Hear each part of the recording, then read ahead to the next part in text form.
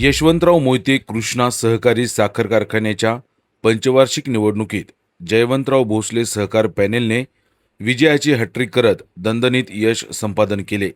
या निवडणुकीत नेरले तांबवे गटातून सहकार पॅनेलचे उमेदवार आणि वाठार येथील उद्योजक दत्तात्रय देसाई हे देखील सहकार पॅनेलमधून विजयी झाले।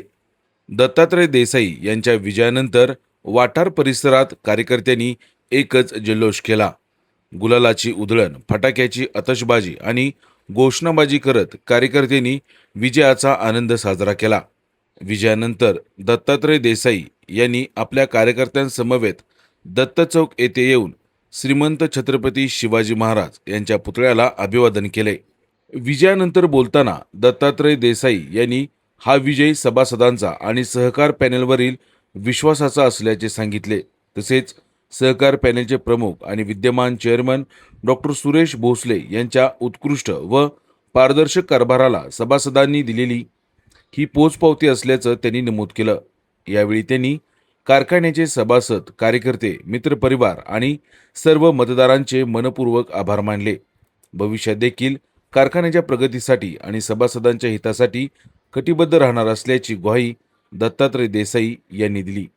यशवंतराव मोहिते कृष्णा सहकारी साखर कारखान्याची पंचवार्षिक निवडणूक झाली, त्या निमित्तानं जो सभासद बांधवांनी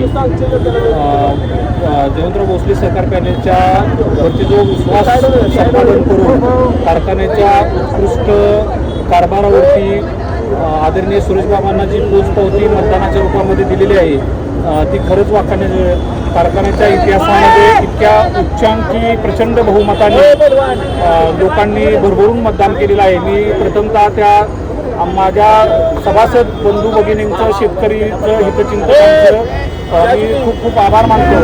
तसेच हा विजय आहे तो केवळ आमच्या मित्रपरिवाराच्या सर्व युवक मित्रांच्यामुळे, त्यांच्या अथक परिश्रमामुळे, कष्टामुळे हा संपादन झालेला आहे। त्या मी पहिल्यांदा त्यांचं अभिनंदन करतो आणि इथून पुढेही त्यांचं प्रेम असंच माझ्यावरती राहावं हीच अपेक्षा व्यक्त करतो आणि जयवंतराव भोसले सहकार पॅनेलच्या सर्व उमेदवारांचं मी मनापासून आभार मानतो। जय हिंद, जय महाराष्ट्र।